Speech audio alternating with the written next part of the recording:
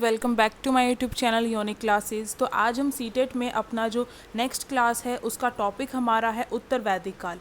इसमें हमने वैदिक काल के बारे में देख लिया था और अब हम देखेंगे उत्तर वैदिक काल। तो उत्तर वैदिक काल में हमारा जो है किस तरीके से जो साम्राज्य है, जो समाज है, किस तरीके से हो गया था उसके बारे में हमें देखना है। राजा की क्या स्थिति थी, कौन कौन से यज्ञ वगैरह महत्वपूर्ण थे, इन सब के बारे में यहाँ से क्वेश्चंस बनते हैं। जब हम इनके क्वेश्चंस देखेंगे तब आपको और भी ज़्यादा अच्छे तरीके से क्लियर हो जाएगा। पहले हम यहाँ पर अपना जो भी टॉपिक है उसे क्लियर करेंगे और फिर जो क्लास आएगी वो आपकी जो क्वेश्चंस हैं उससे रिलेटेड क्लास आएगी आपकी। अब देखिए उत्तर वैदिक काल, इसमें क्या हुआ था, जो बड़े राज्य है उन्हें जनपद में स्थापित कर दिया गया था। जैसे कि आप सभी ने भी सुना होगा 16 महाजनपद। तो इसी तरीके से जनपद, शुरुआत में जनपद हुआ था, फिर उसके बाद जो है कुछ महत्वपूर्ण जो कुछ ऐसे जनपद हो गए थे जो बहुत ज़्यादा महत्वपूर्ण हो गए थे और वो टोटल 16 थे, इसलिए उन्हें महाजनपद के नाम से जाना गया। अब यहाँ पर बताया गया है कि उत्तर वैदिक काल में जो 12 जो बड़े बड़े जो राज्य रहे हैं वो जनपद के नाम से जाने गए हैं। ठीक है, इसके बाद अब हम देखेंगे कि जो राजा है उसकी स्थिति क्या रही थी, यानी कि जो राजा हुआ करते थे उत्तर वैदिक काल में उनकी क्या स्थिति रह गई थी, किस नाम से उन्हें जाना जाता था, उनकी जो शक्ति का विस्तार है किस तरीके से होता था। तो अगर हम पूर्व के क्षेत्र की बात करें तो वहाँ पर राजा को सम्राट के नाम से जाना जाता था। अगर पश्चिम की बात करें तो सवराट के नाम से वहाँ पे उन्हें जाना जाता था। उत्तर की बात करें तो वहाँ पे विराट नाम से जो है राजा को जाना जाता था। और दक्षिण की बात करें तो भोज जो है वो नाम राजा के लिए प्रसिद्ध था। तो ये आपको ध्यान रखना है कि कौन सी दिशा में किस नाम से राजा को जाना जाता था। और इस तरीके से चारों तरफ जो राजा हैं, चारों दिशाओं में जो राजा है उसकी शक्ति का जो विस्तार है वो होता चला गया। अब देखिए इसमें एक महत्वपूर्ण बात है कि जो उत्तर वैदिक काल है उसमें हमें एक जो राष्ट्र शब्द है जिसे हम अभी वर्तमान में कहते हैं कि ये हमारा राष्ट्र है, भारत हमारा राष्ट्र है। तो जो ये राष्ट्र शब्द है इसकी जो उत्पत्ति है वो कौन से काल में हुई है, यह उत्तर वैदिक काल में हुई है, आपको ध्यान रखना है। और उत्तर वैदिक काल में हमें कहाँ से पता चलता है कि जो राष्ट्र शब्द है उसकी उत्पत्ति हुई है, हमें जो भी हमें जो अभिलेख वगैरह जो ग्रंथ वगैरह मिलते हैं उनसे पता चलता है।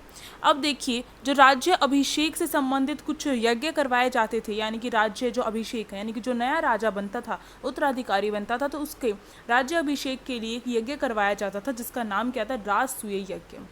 अगर आपने रामायण देख रखी होगी तो वहाँ पर आपने इन जो यज्ञ हैं इनके नाम सुने होंगे। तो राजसूय यज्ञ क्या होता था, इसमें जो राजा है वो 12 जो रत्नी है उसके पास जाता था और यहाँ इस तरीके से जो है राजसूय यज्ञ संपन्न होता था। और इसके बारे में हमें इंफॉर्मेशन मिलती है यजुर्वेद से। ठीक है, अब देखिए अश्वमेध भी एक यज्ञ है जो किस लिए किया जाता था, साम्राज्य विस्तार करने के लिए किया जाता था। अश्वमेध, अश्व का मतलब क्या होता है, संस्कृत में घोड़ा होता है, यानी कि घोड़े का जो यज्ञ है वो होता था। इसके अंतर्गत अश्वमेध यज्ञ में क्या होता था, जो राजा होता था अश्व को, घोड़े को भेजता था और जहाँ जहाँ से घोड़ा गुजरता था, जिस जिस क्षेत्र से गुजरता था वो क्षेत्र क्या है राजा के नाम पर हो जाता था। पर अगर कोई उसे घोड़े को रोक ले और कंपटीशन करना चाहिए, युद्ध करना चाहिए राजा के साथ, तब अगर युद्ध करने के बाद राजा जीतेगा तो राजा का वो क्षेत्र होगा, और अगर जिसने घोड़े को रोका है और अगर वो जीत जाता तो उसका क्षेत्र हो जाएगा। तो ऐसा होता था। तो इसका एग्जाम्पल हमें सबसे बड़ा जो है रामायण में देखने को मिलता है।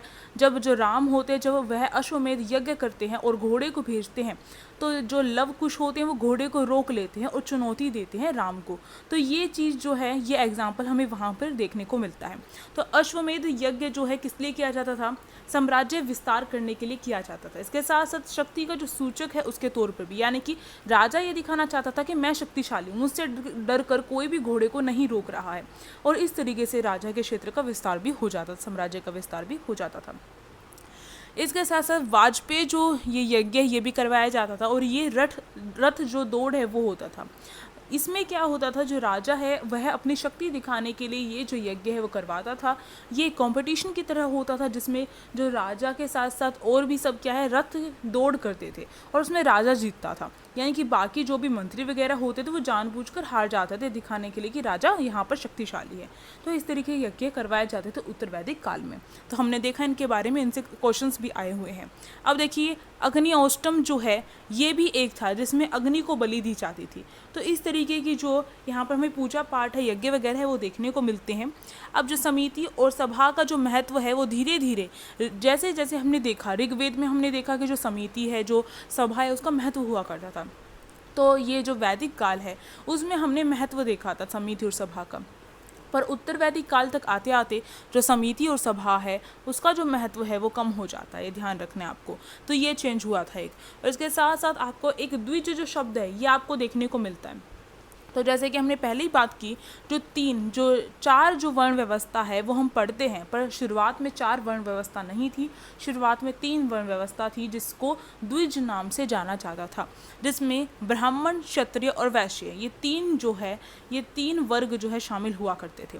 तो उसे द्विज नाम से जाना जाता था। जब भी आपसे पूछा जाए, वैसे तो ये द्विज है पर इसमें 3 चीज़ें ऐड हुई हैं, ब्राह्मण, क्षत्रिय और वैश्य, 3, ठीक है, तो ये द्विज नाम से जाना जाता था। अब देखिए ये जो उत्तर वैदिक काल है इसमें एक और चीज़ जो है यहाँ पर इम्पोर्टेंट देखने को मिलती है। हमने वैदिक काल में देखा था कि जो महिलाएं हैं उनकी स्थिति काफ़ी अच्छी थी। महिलाएं जो है उपनयन जो संस्कार है वो भी कर सकती थी, इसके साथ साथ वो जो है अपनी पैतृक संपत्ति भी रख सकती थी, इस तरीके की बहुत सारी चीज़ें करती थी महिलाएं। पर उत्तर वैदिक काल में हमें देखने को क्या मिलता है कि जो महिलाएं हैं वो पुरुषों के अधीन हो जाती हैं, यानी कि उसके अंडर में हो जाती है। और ये देखने को मिलता है कि जो महिलाएं हैं पुरुषों से कमज़ोर हैं और यहाँ पर जो है निम्न मानी जाती हैं जो महिलाएं होती हैं इस काल में, और जिसकी वजह से उन्हें अपनी जो पैतृक संपत्ति है वो रखने का भी कोई अधिकार नहीं होता था इस उत्तर वैदिक काल में। इसके साथ साथ जो महिलाएं हैं इस उत्तर वैदिक काल में उन्हें सभा में जो है शामिल होने का हक भी जो है उनसे ले लिया गया था, छीन लिया गया था। महिलाओं को सभा में वर्जित कर दिया गया था, यानी कि सभाओं में महिलाएं शामिल नहीं हो सकती हैं। पर वैदिक काल में हमने देखा कि उसमें हो सकती थी। अब देखिए जो उपनयन संस्कार है, यानी कि जो जनेऊ जो धारण करते हैं, उत्तर वैदिक काल में जो जनेऊ धारण है, उपनयन संस्कार है, वो नहीं होता था महिलाओं का। पर वैदिक काल में हमने क्या देखा था कि होता था। ठीक, अब देखिए जो आश्रम व्यवस्था है उसके बारे में भी पता चलता है हमें उत्तर वैदिक काल में। एक आश्रम व्यवस्था चलाई गई थी उत्तर वैदिक काल में, और वो किस प्रकार से थी और किस किस नाम से जानी जाती थी। तो देखिए आश्रम व्यवस्था जो है जाबल या फिर इसे जाबल उपनिषेध के नाम से जाना जाता था। तो जब भी आपसे क्वेश्चन पूछा जाए जाबल जो है वो क्या है, तो वो आश्रम व्यवस्था थी उत्तर वैदिक काल की। इसमें जो है 4 जो यहाँ पर जो व्यवस्थाएं हैं वो बताई गई थी एक सही जीवन के लिए। सबसे पहले ब्रह्मचर्य, वो 25 वर्ष तक ब्रह्मचर्य का पालन करना होता था। फिर गृहस्थ जो हैं वो हो जाते थे 25 से 50 वर्ष की आयु में। जो वनप्रस्थ हैं यानी कि वन को चले जाते थे 50 से 75 वर्ष की आयु में, और उसके बाद संन्यास ले लेते थे, सन्यासी बन जाते थे और मोह माया से अपना जो सब कुछ है वो हटा लेते थे। तो ये आश्रम व्यवस्था थी। अब जो काटक संहिता है वो भी होती थी, और इसमें क्या होता है, जो 24 बैल होते थे उनके द्वारा कृषि करवाई जाती थी, ये काटक संहिता कहलाती थी। तो हमने आश्रम व्यवस्था देख ली, महिलाओं की स्थिति देख ली। अब जो है धर्म के बारे में जान लेते हैं कि उत्तर वैदिक काल में जो धर्म है उसकी क्या स्थिति थी। तो हमने देखा था कि जो वैदिक काल है उसमें जो इंद्र, अग्नि जैसे जो देवता थे वो बहुत ज़्यादा उनका जो है पूजा पाठ किया जाता था। पर जो उत्तर वैदिक काल है उसमें जो धर्म है उत्तर वैदिक काल में उसमें जो इंद्र और अग्नि हैं, इन जैसे देवताओं का जो महत्व है वो धीरे धीरे होता हुआ उत्तर वैदिक काल में बहुत कम महत्व हो गया इनका, ठीक है। और इस समय उत्तर वैदिक काल में ये जो इनकी स्थिति थी वो किसने ले ली, आपने ब्रह्मा, विष्णु, महेश ये 3 नाम सुने होंगे, तो वही उन्हीं का रूप जो है अलग नाम से यहाँ पर जाना जाता था। जैसे प्रजापति यानी कि जो निर्माण करते हैं, विष्णु यानी कि जो रक्षा करते हैं, रक्षक कहलाते हैं, और रुद्र जिसे हम यहाँ पर शिव भी बोलते हैं, वो विध्वंसक के रूप में जाने जाते हैं। तो इन तीनों ने क्या ले लिया है, इस समय महत्व ले लिया है, इस समय इनका पूजन किया जाता है और इनको इम्पोर्टेंस दी जाती है उत्तर वैदिक काल में। तो हमें ध्यान रखना है कि वैदिक काल में किसी इंपॉर्टेंस दी जाती है धर्म के नाम पर, धर्म के मामले में, और उत्तर वैदिक काल में क्या स्थिति में चेंज हुआ है, महिलाओं की स्थिति में कैसा चेंज हुआ है, ये सब कुछ हमें ध्यान रखना है। और कौन सा जो अश्वमेध यज्ञ है वो किस लिए करवाया जाता था, तो ये चीज़ें भी आपको ध्यान रखनी है। अब देखिए बलिदान और अनुष्ठान जो है अधिक होते थे इस काल में, ठीक है, यानी कि बलिदान भी ज़्यादा दिया जाता था, अनुष्ठान वगैरह भी होते, जैसे हमने अभी देखा अश्वमेध यज्ञ हो गया, वाजपेयी यज्ञ हो गया, ठीक है, इस तरीके से। तो ये जो यज्ञ वगैरह करवाए जाते थे इस काल में हमें ज़्यादा देखने को मिलते हैं उत्तर वैदिक काल में, ठीक। तो इसमें अनुष्ठान वगैरह हमें ज़्यादा देखने को मिलते हैं, परंतु जो प्रार्थना है वो हमें बहुत कम देखने को मिलती है इसमें, यानी कि जो प्रार्थनाएँ की जाती है वो बहुत कम देखने को मिलती है इसमें। अब देखिए जो उपवेद हैं उनके बारे में आपको ध्यान रखना है। और इनके जो नाम हैं वो क्या क्या नाम रखे गए हैं। तो देखिए जैसे ऋग्वेद, ऋग्वेद को आयुर्वेद जो है वो कहा जाता है उपवेद में, ठीक। सामवेद, सामवेद को गंधर्व वेद कहा जाता है उपवेद में। यजुर्वेद, यजुर्वेद को धनुर्वेद कहा जाता है, इनके नाम आपको याद रखने हैं। अथर्ववेद, अथर्ववेद को अथर्ववेद ही कहा जाता है या फिर शिल्पवेद भी कहा जाता है, तो ये आपको ध्यान रखना है। अब देखिए वेद और ब्राह्मण की क्या स्थिति रही है इसमें। ऋग्वेद में अगर बात करें वेद और ब्राह्मण की तो ऐतरेय जो हैं वो रहे हैं, ठीक है। सामवेद की बात करें तो शतपथ और तैत्तिरीय रहे हैं। यजुर्वेद में बात करें तो पंचविश और जैमिनीय रहे हैं। और अथर्ववेद की बात करें तो गौपवथ रहे हैं, ठीक है। तो यहाँ पर हमने देखा कि उत्तर वैदिक काल, यहाँ पर उत्तर वैदिक काल में आकर हमारा जो वैदिक काल है वो पूरी तरीके से, वैदिक सभ्यता पूरी तरीके से यहाँ पर हमारी कंप्लीट होती है। और हमने इनके बारे में हर एक छोटी से छोटी चीज़ देख ली है। और इसके साथ ही साथ आपका जो ये हड़प्पा सभ्यता हो गया, वैदिक सभ्यता हो गई, वो कंप्लीट होती है। अब जो नेक्स्ट क्लास आएगी उसकी MCQ की क्लास आएगी और आई थिंक आप सभी के लिए वो इम्पॉर्टेंट, मोस्ट इम्पॉर्टेंट होगी।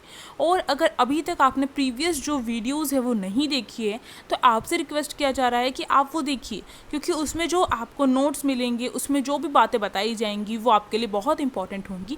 और आपका सीटेट क्रैक करने से आपको कोई नहीं रोक सकता। क्रैक ही नहीं करना है, हमें अच्छे नंबर लेके आने हैं उसमें, ठीक है। अब जो हम नेक्स्ट क्लास में मिलेंगे तब तक के लिए आप ऐसे ही पढ़ते रहिए। और जो है आप इस वीडियो को लाइक भी कर सकते हैं, शेयर भी कर सकते हैं और सब्सक्राइब भी कर सकते हैं और टेलीग्राम ग्रुप को ज्वाइन भी कर सकते हैं। लिंक डिस्क्रिप्शन बॉक्स में है। Thank you for watching this video.